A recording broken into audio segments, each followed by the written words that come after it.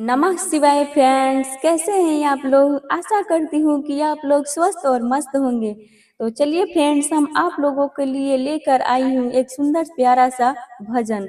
चलिए आप लोग को गा कर सुनाती हूँ। अच्छा लगेगा तो आप लोग लाइक और सब्सक्राइब जरूर करिएगा।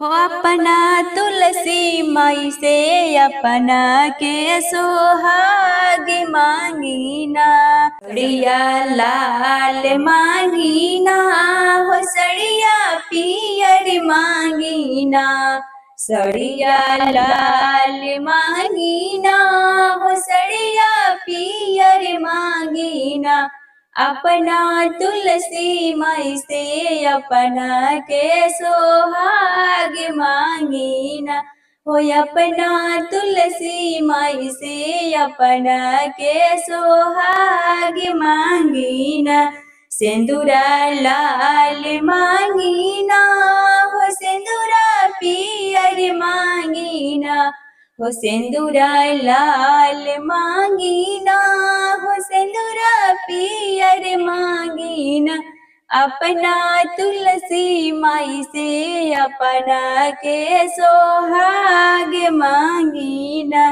हो अपना तुलसी माई से अपना के सोहाग मांगीना, सिंदूरा लाल मांगीना, हो सिंदूरा पियर मांगीना, हो अपना तुलसी माई से अपना के सोहाग मांगीना,